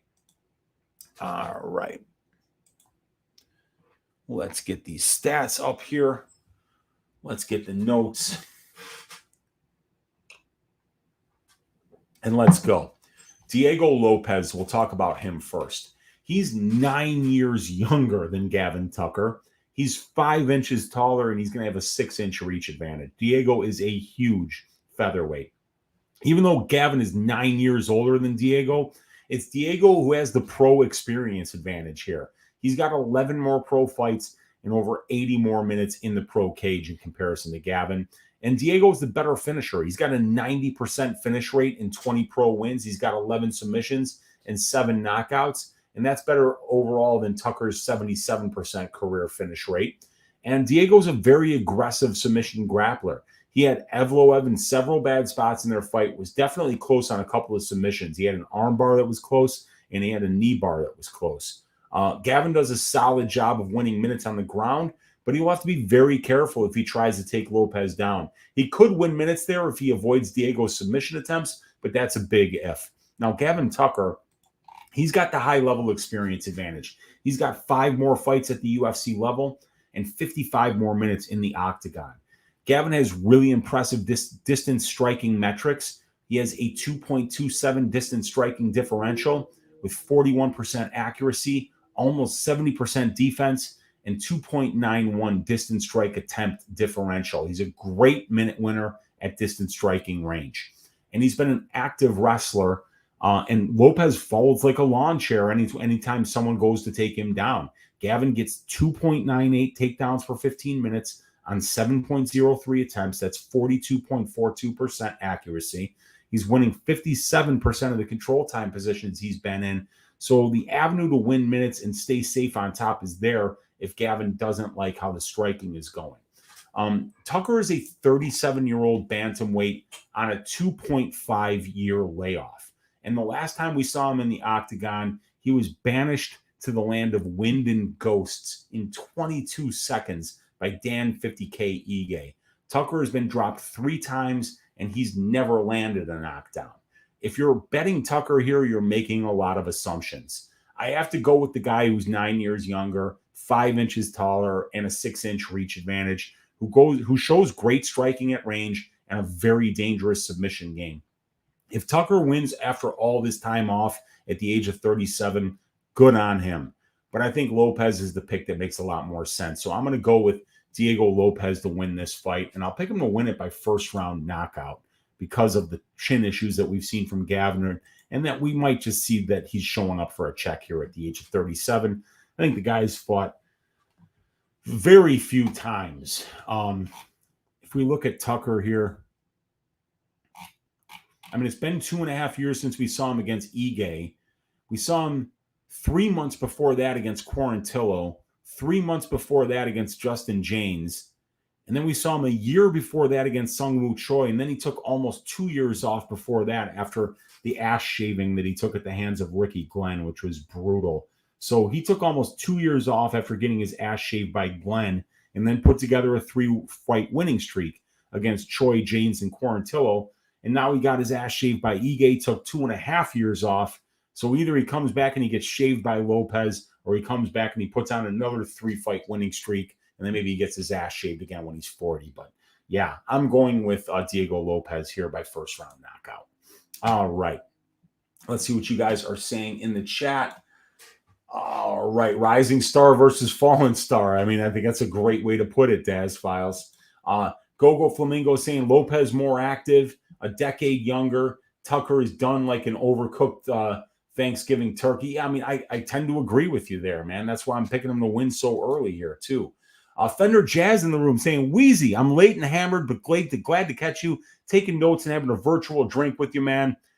Let's enjoy it, my man. I got my Gapers Delay double IPA here from Hot Butcher. The cover looking like the album cover of Goo by Sonic Youth. Real classic stuff there. Thanks for joining us. And we got Gogo saying that Daz Files 100%. Yep. All right, let's move on to this next fight. 3 more fights to talk about here. We got Dustin the Hanyak Jacoby at plus 135 going up against Kennedy and Nzechukwu at minus 155. The fight doesn't go to decision here, sitting at minus 110 for this fight. So first, let's start talking about Dustin Jacoby's advantages. He's got the overall experience advantage, 11 more pro fights, almost 100 more minutes in the pro cage, and 6 more years as a pro fighter. But these 2 UFC experience numbers are almost identical, actually. Dustin is the superior range kickboxer. His UFC striking metrics are better than Kennedy's. He's got a positive 2.03 distance striking differential with over 46% accuracy and 60% defense. Dustin has 3 UFC knockdowns, and 3 of his 6 UFC wins come by way of knockout. Dustin is a former Glory kickboxer who has been in there against some of the top kickboxers in the world outside of the UFC. So he's never out of his depth at distance striking range, unless, of course, he's fighting Azamat Murzakanov. Over 83% of Dustin's UFC fights have taken place at distance striking range, where he's most comfortable, so he definitely fights to his strengths. Now, Kennedy and Nzechukwu is going to have a measurables advantage over everybody that he fights in this division. He's 4 years younger than Dustin. He's 2 inches taller, and he's going to have a 7-inch reach advantage. He's also the southpaw in this southpaw versus orthodox matchup. Kennedy is such a massive body, and that's hard for people to deal with at range. His punches come straight down the pipe, and he does a decent job of maintaining distance with his kicks. His metrics aren't on Jacoby's level, but Jacoby is the one who will have to worry about closing that 2-inch height and 7-inch reach disadvantage that he's at. And when we saw the Devin Clark and the Ion Cutelaba fight, something that we saw was him not only using kicks and straight punches, but he's just raising his knee up and it's going to people's chins. I mean, Kennedy is landing knees like they're uppercuts. It's crazy the range that he has with that height. He's starting now to pressure his opponents, which is just going to be a nightmare for them. And when he's pressuring, it's going to cause them to react. And when they react, he's timing that knee just beautifully. And he doesn't even need you to attempt a takedown to land it. He can land it while you're standing up straight. So Kennedy's striking is starting to take that next step. He's pressuring and he's mixing up the weapons really well. He's very dangerous. And he really is starting to put it all together. The last time he fought a kickboxer, and that was Carl Roberson, we saw him finally show the ability to be able to wrestle and grapple. Kennedy got 5 takedowns in that fight, and he amassed 10 minutes and 46 seconds of control time in a fight that lasted just over 12 minutes. I think Kennedy should be the better grappler here. And if he doesn't like how things are going on the feet against Dustin, he can decide to grapple and see if he can exploit Dustin's 57% takedown defense. And Kennedy's UFC strength to schedule metrics are just a tick better than Dustin's, but the common opponent for these two is Da Un Jung, and Kennedy lost to him via first round knockout, and Jacoby knocked out Jung in the first round. So I'd actually call the strength to schedule even. And Dustin Jacoby drew against Ion Cutelaba, and Kennedy and Nzechukwu knocked out Ion Cutelaba. So that's in Kennedy's favor there. If Kennedy keeps improving, I think he could eventually be top 5 in the division. He definitely has more paths to victory in this fight. We saw Dustin look absolutely awful in his last fight against Azamat, and this fight isn't going to be any easier for him. Closing the distance on someone like Kennedy isn't going to be easy, and now that we have to worry about him wrestling, it just makes it an even more challenging puzzle to solve. Outside of the Jung fight, Kennedy's durability has been excellent, and his conditioning and output are always on point. I like him to win a dominant decision here and take the next step. Now that this dude is putting it all together and using all the tools in his vast toolbox, I am not standing in his way. I think he once again looks dominant and maybe gets a top 10 opponent next if he gets this win over Dustin Jacoby. So I am going to pick Kennedy and Nzechukwu here. I'm going to pick him to win by decision, but I certainly don't think that a finish is out of the equation here. And I think that this is just an absolute nightmare matchup for Dustin. If you see how nasty the pressure has been from Kennedy on the feet recently, I think Dustin's going to need a lot more room than that in order to operate. And if Kennedy pressures like he's been pressuring lately, I think he's going to make this look easy, you guys. This guy, Kennedy Nzechukwu, is special. He's a very difficult puzzle to solve. He's getting better. He's very young for the division. And you can't teach height. You can't teach length. And you can't teach conditioning. And you can't teach durability. And Kennedy Nzechukwu has got all four of those things in spades. He does get hit, though. So even though I'm picking Nzechukwu, you see Devin Clark caught Nzechukwu.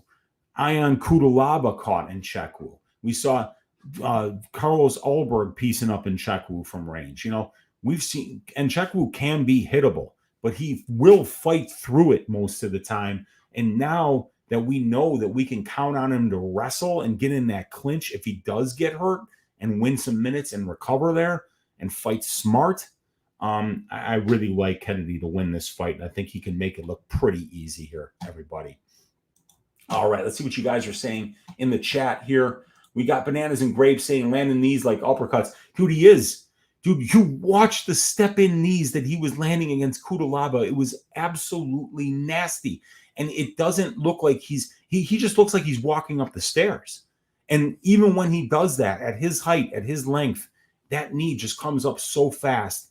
And, ooh, man, I would not want to be fighting this guy if I was in the 205-pound division. I would lose my phone every time I knew the UFC was trying to set this guy up with a fight. He can land a knee if you're on stilts. I know he can, dude. It's crazy. So I just think he's so dangerous right now, and he gets better each time. And I was saying it 4 years ago, you guys, that like if this guy ever started to put shit together, look out. Yes, Immaculatan saying he was losing every fight before winning, though. No confidence from me. You're right about that. You're right about that. But which one of these guys is more dangerous? Everywhere. In the clinch, he's more dangerous. On the ground, he's more dangerous. And yes, on the feet, he's more dangerous. He has more weapons. So yeah, he might get caught, but he can recover in that clinch. He can recover by hugging his opponent with those 83-inch reach, with those freakishly long arms and legs that he has. So that's an excellent point, man, Immaculatan. And I saw that too. He does lose fights before he starts to win them. But I still think that Jacoby might land a big shot here early. But I think he's really, at this point, he's got a puncher's chance here. I think Kennedy has way more ways to win this fight. And Nzechukwu's a humble guy and a saint for looking after his mother with ALS for so long. Huge fan of him as a fighter and as a person. And I agree 100% with all those statements. And rest in peace to Kennedy Nzechukwu's mother. He did have to fight in order to make money to help her deal with that horrible ALS that she had for so long. Rest in peace. Now he doesn't have to take care of her anymore. She's gone to a better place. And Dustin Jacoby might be going to a better place after this fight, you guys. So, yeah, let's see what Kennedy has in store for us next. So Kennedy live bet spot, potentially after a minute or two, yeah, because once he starts to wear on you, man, he really does wear on you, and his conditioning is excellent. He really does get better as the fight goes on. So, like we saw somebody like Ion Kutalaba throw Jacoby around like a rag doll that first round and 10-8 him. But Ion gets tired. Dude, if Nzechukwu had a round like that against Jacoby, he would walk back to his corner after the first round, breathing through his nose, looking like he was waiting in line at the DMV. That's the difference between Kudalaba and Nzechukwu. Nzechukwu doesn't get tired. So if he wants to wrestle, he could push that pace for the entire 15 minutes, and Dustin would get tired before he would.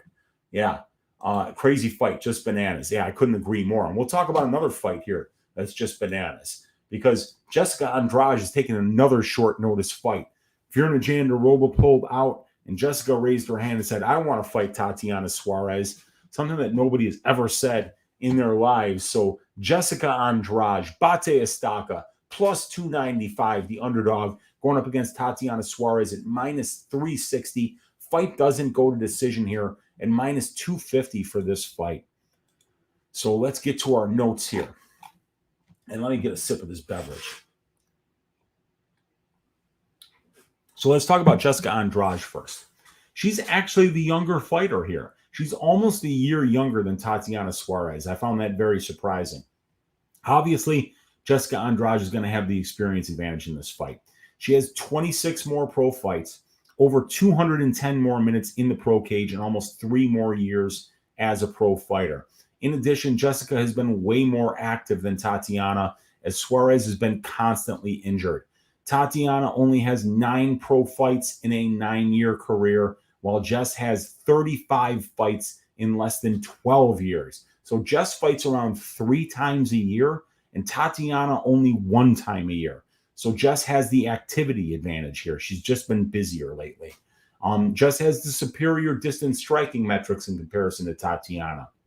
She's got a positive 0.93 distance strike differential with almost 46% accuracy and 59% defense. She lands 2.54 more distance strikes per minute than Tatiana and throws 4.36 more attempts per minute than Suarez. And Jessica has 5 UFC wins coming by way of knockout, so she definitely has the power advantage as well in this spot.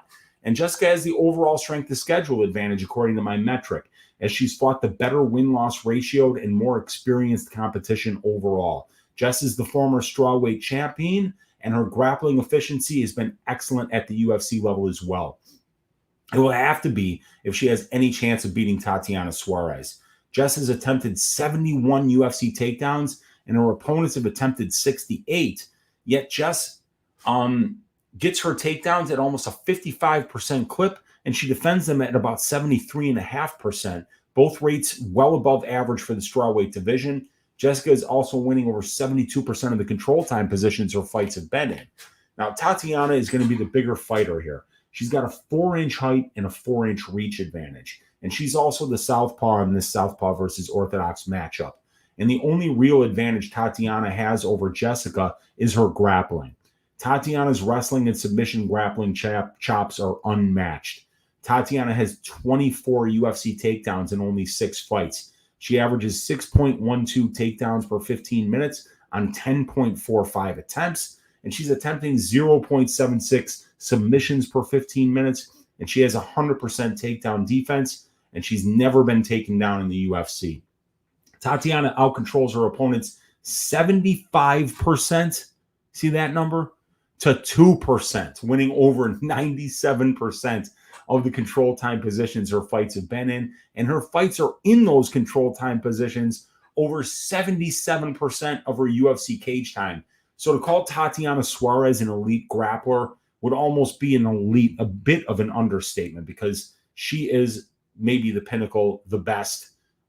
She wins minutes with her grappling and moments. Just a phenomenal wrestler in every imaginable way. So Jessica is more experienced overall and in the UFC. She's been 3 times more active as a professional. She's been strawweight champion and has fought at 115, 125, and 135 in her UFC tenure. She has more power on the feet, and she's fought the better brand of competition in her UFC career. And despite all those advantages she has on paper, she probably still gets stomped like a narc at a biker rally here. Tatiana's grappling prowess is unmatched, and she suffocates her opponents with constant takedown attempts, works the dominant positions, and mixes her G&P with her submission attempts effortlessly. Tatiana needs to go now. She's 32 years old and hopefully is past the injuries that have slowed her down. And if she can get the grappling game going early and often here, she should make this look easy. I'm going to pick Tatiana Suarez to win this one by 2nd round submission. Welcome back, Tatiana Suarez. It was good to see her go up to 125 and get a win over a good wrestler in Montana De La Rosa. And now she's going to be going up against Jessica, who's a lot more well-tested, has fought the much better brand of competition. She's going to be the better striker. She's more experienced. She's more active. So this is going to be a great test for Tatiana Suarez. I won't be laying any juice on that money line on her. I'm just going to be sitting back, enjoying this fight. The fight doesn't go to decision. It's juice to the tits. The Suarez money line, juice to the tits. So I'm going to stay on the sidelines and just enjoy this one. Let's see what you guys are saying in the chat here. Let's see. We got one word. OnlyFans, yeah, that's for sure. OnlyFans for not Tatiana, Jessica. But Jessica did shut down her OnlyFans. She made enough money off of it that she got everything that she wanted. She got a new contract. So I heard that, yeah, she did shut down that OnlyFans. So for those of you who are longing for some more Jessica Andrade naked pictures, you're going to have to go someplace else besides the OnlyFans. We got Eli saying, narc at a biker rally. He likes that one. Rem Dog saying, I can't see any scenario where Andrade wants to be there and there for 15 minutes. Yeah, that's why the fight doesn't go to decision. Is so juiced. If we look at the prop template here for this fight, we go up here to Andrade Suarez. Minus 250 for the fight doesn't go to decision is a 71.43% implied probability, but only 31.8% of strawweight fights finish inside the distance. So the difference between that number and this number is almost 40%. This fight doesn't go to decision line is so juiced, so overpriced, so unaffordable that even though I think that this fight absolutely does finish inside the distance, that price is just way too expensive. So I just can't I cannot do that, man. We got Daz laughing. We got he right mind wouldn't want to see Jessica naked. Who in the right mind? Yeah, I know. Suarez, yeah, I mean, it could be a parlay piece. I won't be parlaying her, but I think she absolutely gets the job done here. And that brings us to the main event of the evening, everybody. We got Corey Sandhagen going up against Rob Font. This is going to be a great one. But yeah, Font stepping up on short notice, taking the place of Umar Nurmagomedov, who pulled out about 2-3 weeks ago here. And so the short notice opponent now for Sandhagen is Rob Font. And we need to keep in mind here that Rob Font is the polar opposite of the style of fighter that Corey Sandhagen was training for in Umar Nurmagomedov. So this isn't the best change of opponents for Sandhagen. Obviously, I get it. It's an easier opponent, all right? I know that. But if I'm training for a grappler and a really dynamic kicker, the last thing I want to do now is fight a guy that's just going to be throwing a jab that's going to be staying behind a jab because I wasn't training for a technical boxing match. So it's going to be interesting to see how Sandhagen deals with the change of opponent here. But these are two really high-level bantamweights, and being a high-level bantamweight in the highest level division in the UFC does mean a lot. So this is a great main event. But let's first start talking about Corey here.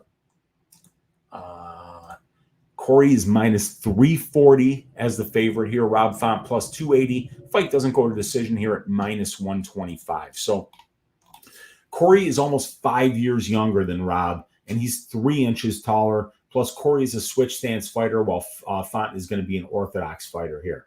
Corey is an excellent striker. He's been in there with some of the best in the division. Marlon Vera, Song Yadong, Peter Yan, John Lineker, Batista, Marlon Moraes, Aljamain Sterling, and he never looks out of his depth there. Fun fact, the only UFC fight for Sandhagen where his opponent landed more significant strikes than him was against Aljamain Sterling, where he was outstruck 2 significant strikes to 1 significant strike because Aljo subbed him right away. Every other fight in the UFC, Corey outlanded his opponent. He's got a positive 2.17 distance striking differential. He's got 43% accuracy and 59% defense, and he's landed 4 knockdowns and 5 knockouts in 12 UFC fights. So the power and finishing ability is certainly there for Corey as well. Corey also has a positive 1.84 control time striking differential, so he's outlanding his opponents wherever the fight goes. Corey is the more efficient grappler in this fight. He wins 55% of the control time positions his fights are in, while Font only wins 36%. He has 65% takedown defense, while Font's is only 55%, and he's more active trying to get takedowns as Corey attempts 4.06 takedowns per 15 minutes, while Font only attempts 2.78. And Corey Sandhagen's UFC strength and schedule metrics are superior to Rob's everywhere. He has the better overall ratio, 2.09 to 1.61, and in his wins, 1.77 ratio to 1.32 for Font. So Corey is fighting the more experienced competition and the better win-loss competition at the UFC level and in his wins. Now, Rob Font is going to have a 1-inch reach advantage here over Corey Sandhagen, and Rob's got both the overall and UFC experience advantages here. He's got 60 more minutes in the pro cage, 6 more pro fights, and 3.5 more years as a pro fighter. And Rob also has the UFC experience advantage with 3 more fights and 25 more minutes in the octagon. And Rob is an excellent boxer. He's very active, attempting 17.32 distance strike attempts per minute and landing 7.58 of them for almost 44% distance striking accuracy. He's also solid defensively with almost 60% distance striking defense and a positive 3.07 distance striking differential. Rob stays behind a fast, long jab, and when he finds the range and timing on that jab, he uses it to set up his straight 2 down the pipe, which is his power punch. Rob's fights stay standing 75% of the time, and while he's there, he's capable. He's fundamentally sound, and he has really good footwork.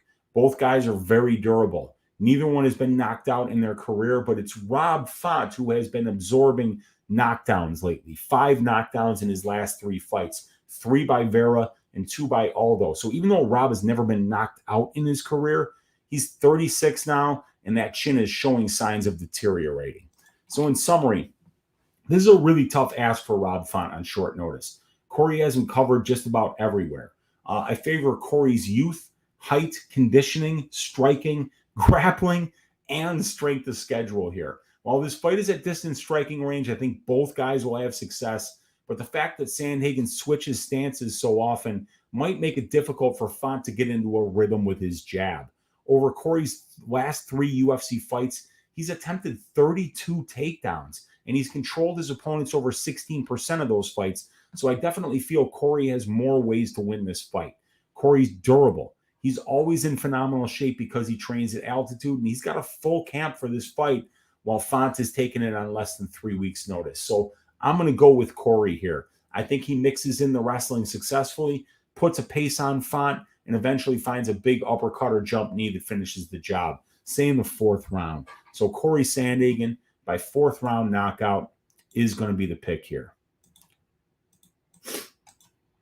In round 4. And that does it.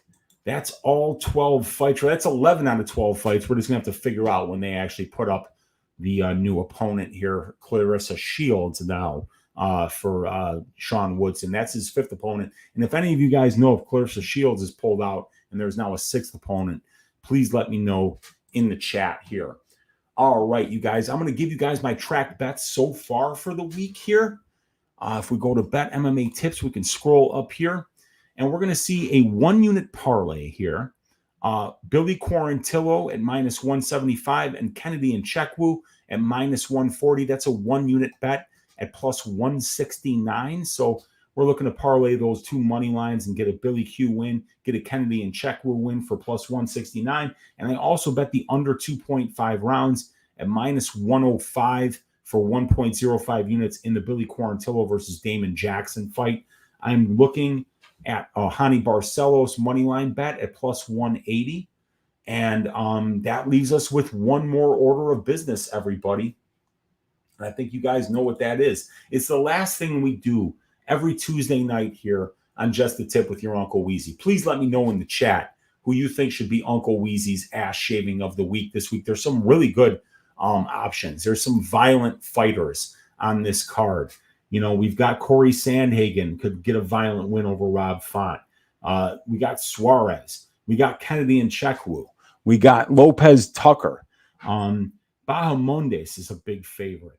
You know, Kyler Phillips is a young guy. We got Jeremiah Wells could end fights violently. We've got Jake Hadley versus Durden. We've got the newcomer in Assu Almabaev going up against Ode Osbourne. Who do you guys think is going to shave ass here?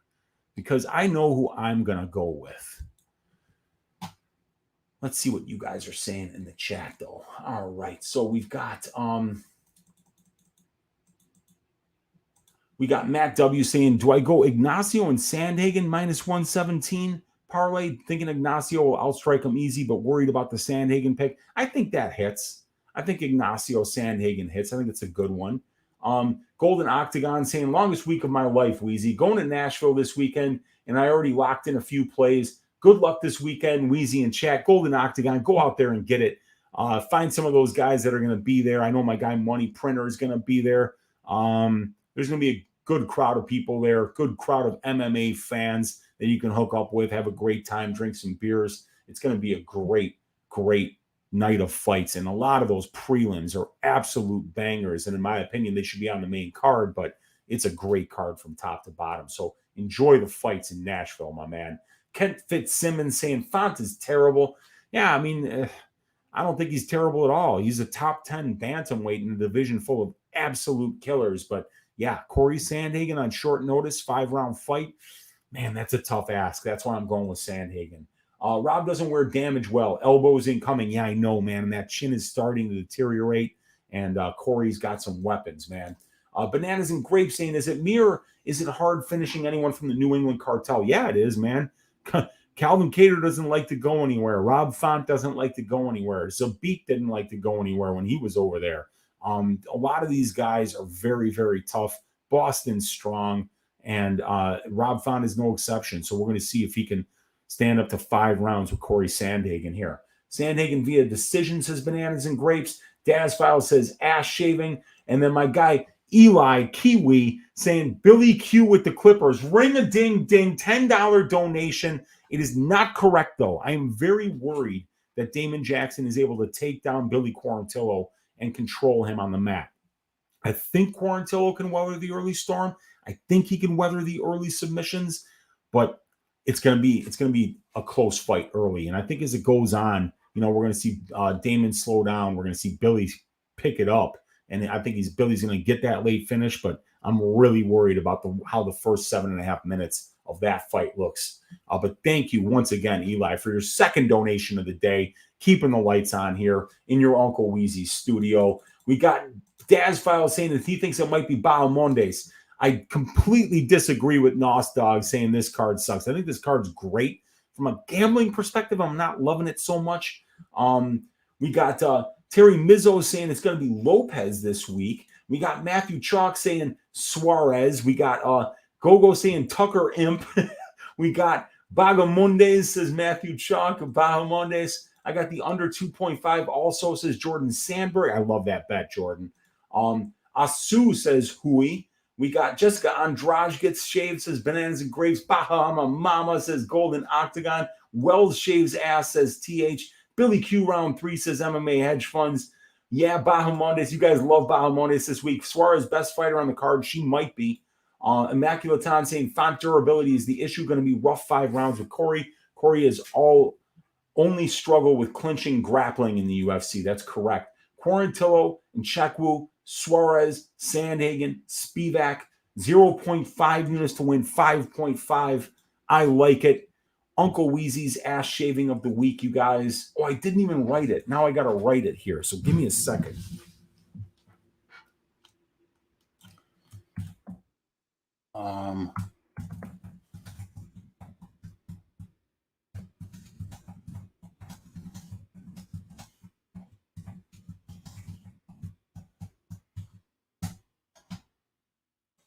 And there it is. Now, I've been a big fan of this guy for a long time. I considered max betting Kennedy Nzechukwu in his last fight out against Devin Clark, but I didn't pull the trigger. And he looked even better than I thought he would. But he did get in trouble early in that fight. I think there's a good chance that he's going to get in trouble early in this fight as well. Dustin's got power. He's a tremendous kickboxer. But the pace, as this fight goes on, Kennedy's just going to be breaking guys. And, I think maybe this fight does go to decision and Kennedy wins a decision here. But from what I saw when I was taping this young man today, that everything is getting better. The striking is getting better, and he's pressuring. And when he's pressuring, that means he's being active. One of the worst things about Kennedy was when he would get up into that defensive shell and just stay there and then look like he didn't want to fight.